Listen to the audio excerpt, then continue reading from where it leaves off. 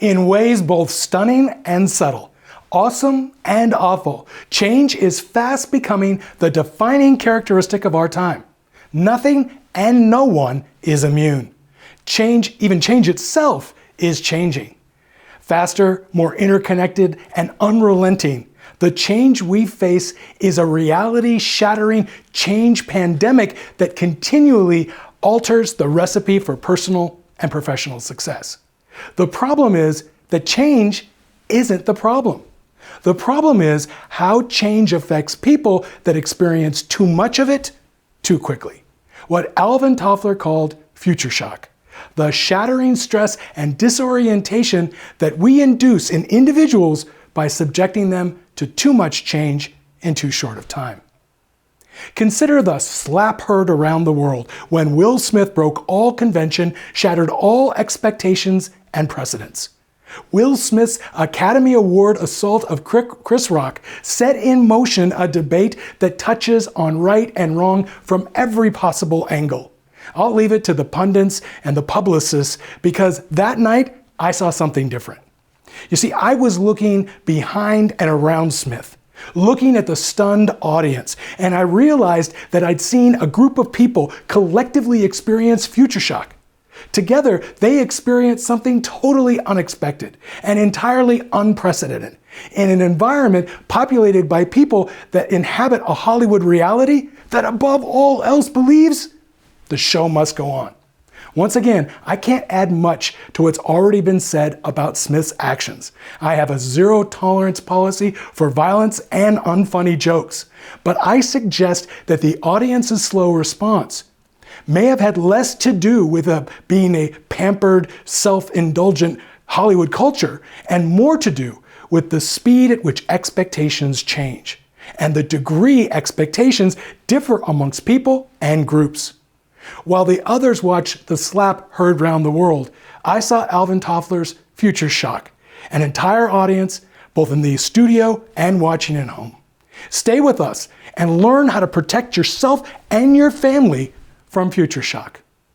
From the edge of tomorrow, where a growing legion of people are learning how to harness the power of change to build a brighter future, we invite you to join us and be a part of it all. This is Willing to Win. If you're willing to think different, willing to work different, willing to change at the speed of now, then you're willing to win. This is Willing to Win. I'm Jeff Kaplan. And I'm Tara Thomas-Gettman. And Alyssa Nolte is also joining us to dive into more about strategy. Welcome. Thanks for joining us. As we said, we are talking about not just the Oscars, but we need to bring that up because You're From the Edge was really actually insightful and you weren't taking sides by any means.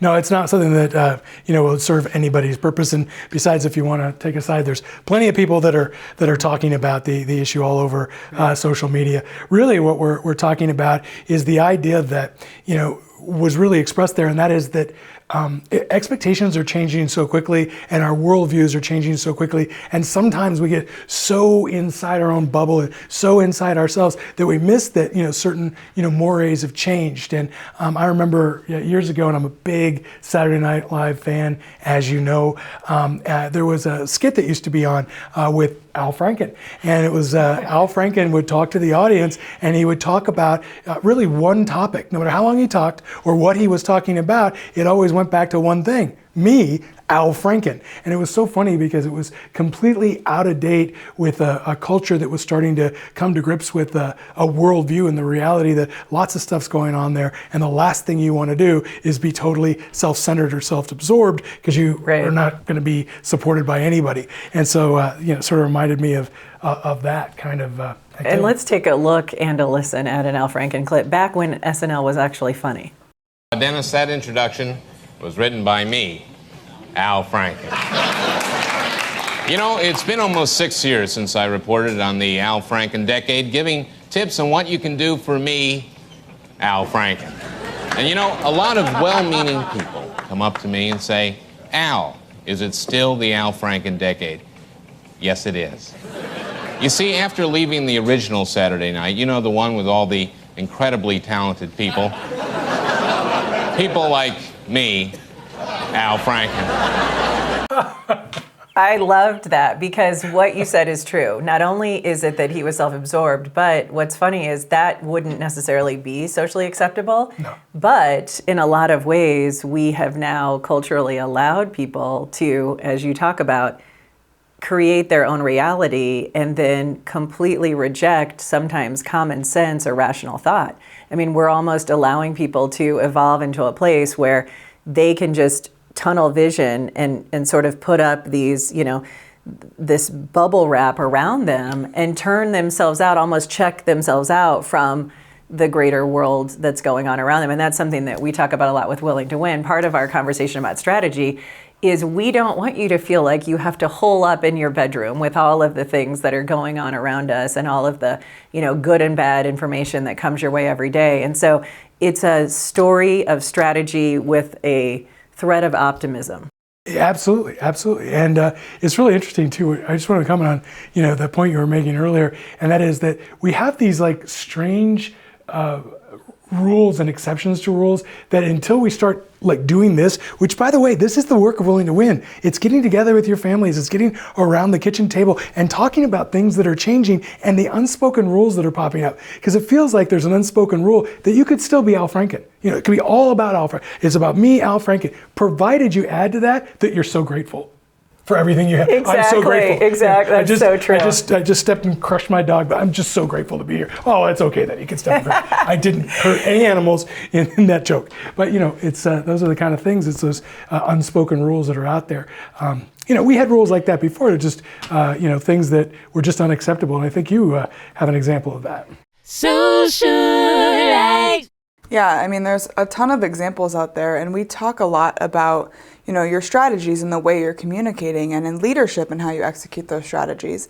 And we were sitting around the production table talking about, companies doing the right thing and moving forward, how that can move down a scale just to the manager of an individual store.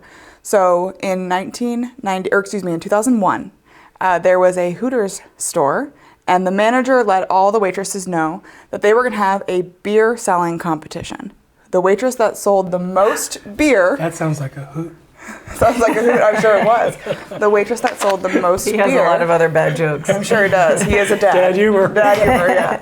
That sold the most beer would win a Toyota. And of course, these waitresses are thinking, heck yes, I want that Toyota. Yes. I am going to go work my butt off to win that car. So they are all selling as much beer as they can, and one waitress wins the competition. She's ecstatic. She's thinking, I am going to have a life-changing moment. I am going to win a brand new car, right? I'm a Price is Right fan, in case you couldn't tell. So she's really excited. She wants this brand new car. So they blindfold her, and they bring her out to the parking lot. And here she's thinking, I'm going to win a brand new car. I'm going to have a life-changing day. They take off her blindfold, and sitting in the parking lot is a plastic-wrapped Yoda doll. A toy Yoda. I mean, imagine the level of disappointment. You have just worked your butt off, making a lot of money for the company, helping them sell beer, doing your job better than anyone else with the promise of a Toyota. Nobody said, to be fair, nobody said it was a car. They said it was a Toyota. But what's the reasonable expectation of when you hear Toyota? What are you thinking? You're thinking car. You're not thinking. That's like you used to tell the kids, go and do something and I'll give you 1 million doll hairs. Exactly. Like, wait a minute. My uncle pulled that on me back when I was little. I taught him that, yeah. I'm going to go pull up for that. I'm going to need that money. The way that we process the experience, right, is there can be a disconnect between the person in the company who came up with that strategy, who didn't think that the Hooters waitresses that were putting all this blood, sweat, and tears into the competition, how they would experience that was not, they weren't looking at it through the lens of empathy that you often talk about. And I just heard of a teacher doing something that is a hilarious example. To dupe the students, he said, do you want me to bring you some brownies? And so he cut out brown E's out of construction paper. And he was giving the students brown E's, literally. Right, instead of brownies. But he also made brownies and was going to actually not totally, let them down. So my follow-up is, do we know if that Hooters waitress ended up getting a Toyota? So, yes, she did end up getting a Toyota, only after she had to sue the company for millions of dollars for emotional distress and the damages that were caused. Because in the end, there was, so this was my business law class where I heard this story, there was an implied contract for the Toyota. So that's why it was discussed in my business law class. And it ended up being a terrible PR situation for Hooters, Sure. and it ended up being a terrible emotional experience for this waitress, and I'm sure a terrible experience for the manager who had to answer to the top tier corporate executives as to why he had to do this. But you know, this doesn't happen anymore. I mean, how could it be I've actually seen the shirt of that. It says, I sued my company for $1 million because I got a Toyota instead of a Toyota, and all I got was this shirt. So it's a really big shirt. It only comes in the double extra large size. See, Dad, humor hits. Oh my gosh. Does. Okay, so speaking of missing the mark on messaging, we have a recent example that a lot of people saw because it got a lot of attention for the wrong reasons. When you now have the ability to connect with, as Jeff said, your hundreds of people that before you would have had maybe that 1 year annual conference or annual meeting, it can go terribly wrong if your message is not giving people the experience that you hope results when you're delivering it. Talk about that CEO who screwed up royally. Well, so we're all one cell phone video away from having, or one willing to win TV show away from a very embarrassing experience. Exactly. And, this CEO made some very terrible choices, and he got on a Zoom call and brought 900 other people into this Zoom call, people who worked for him. He's the CEO of a company called Better.com, and they're a mortgage company. So what is it? Better.com. I just want to be the audience here. So I'm called to this conference. Yes. I don't know what it's about. My boss is going to tell me something, and we work at a company called Better. Okay. Better, I'm exactly. I'm there. You set the stage perfectly. Better.com, and it's my boss's boss's boss. It's the CEO of the company, and I have no idea what he's here to tell me. Right before Christmas, maybe it's bonuses, right? Maybe it's something really exciting. Maybe it's good. Walks in the room, and the first thing he says is, if you are one of the unfortunate members to join this call, you're getting fired today. Could you imagine? And then proceeds to go on to talk about how painful it is for him to have to do Al this. Franken. For him, Al Franken, to have to do this right before Christmas, and how hard and hurtful it is for him that this is happening. And imagine you're one of those 900 people who's sitting here hearing this, that you're not going to be able to buy those presents for Christmas, or that your life is absolutely coming to, an impactful, major, significant day that you weren't expecting. But you have to sit here and listen to this guy say how hard it is for him. Well, one of the details that's often lost in that story is the fact that, even though they were fired, they were each given a Toyota. Toyota, you're right. Wearing a Better.com t-shirt. Yeah. We have another example that I found too in our research that I thought, as a former journalist, was really a misalignment. Talk about missing the mark and landing flat on your face.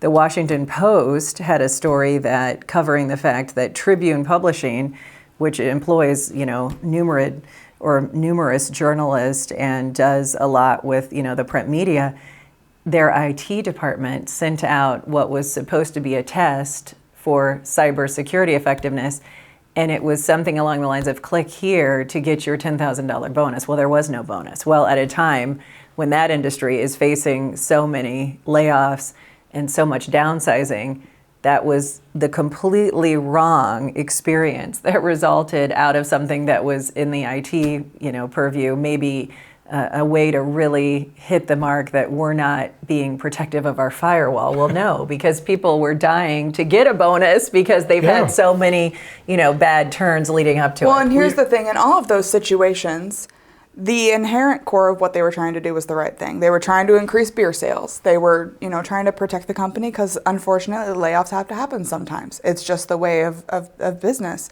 They were trying to be proactive with their security. It's the way they approached and communicated their strategies to do that that became the problem.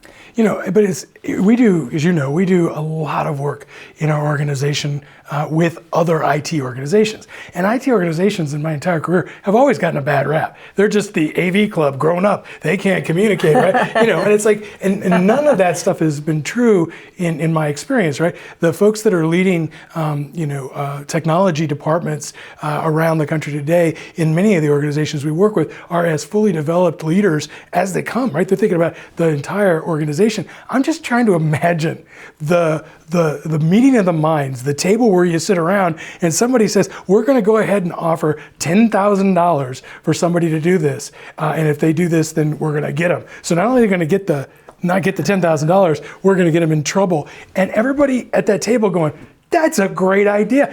Green light that. I mean, I can't understand that.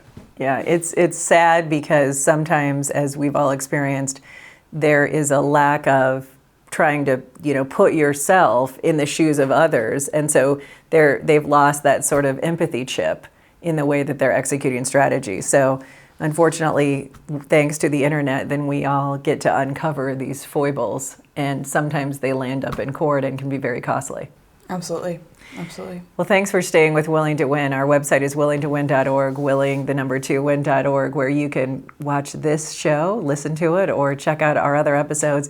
We've had just a really fun season diving into strategy because we just have a lot of funny stories to share, right? Or interesting interpretations or great of said dad stories. Jokes. Yeah, exactly. So tell us, what are some things we can reflect on as we move forward when we think about strategy and the way it's communicated? Well, we had a good time this week and a lot of great jokes, but now we have a question for you, and that question is when your boss is not wearing clothes, no, wait a second. When you are in a situation where the emperor has no clothes, exactly, where somebody has done something they absolutely shouldn't have done, and you have to be in that situation of a social faux pas. What do you do about that? How do you correct that? And then how do you make the point so that it's not replicated? Because these things aren't going away. And I just want to make sure we had a good time, but I want to make sure our audience realizes Alyssa handpicked those two examples, not because they were extreme examples of what's happening right now, but they're extreme examples that happen 2 decades apart. It doesn't feel like there's an epidemic of common sense that's out there. But that lack of common sense can be magnified through social media and other communication channels that can make it much worse and much more damaging. So in the one case, yes, there was somebody who was definitely hurt and a wrong was done to her in terms of the Toyota. But in the other case, I mean, it's unconscionable. Absolutely. And we talked about in a previous episode a great quote that Jeff shared, that a leader is not responsible for what she says. She is responsible for what her followers hear. And let's use that as our takeaway as we reflect on strategy in the coming weeks and months. Thanks so much for watching Willing to Win. We will see you around the bend. These episodes are the first reports filed from the front lines of change, where a growing legion of individuals and organizations are discovering what it takes to win and stay winning in a world defined by change and driven by interconnected human networks. Willing to Win is produced by Lyft Productions. Guests on the program are not compensated, nor is their appearance representative of the Willing to Win views. Willing to Win does not necessarily endorse any people, products, or services.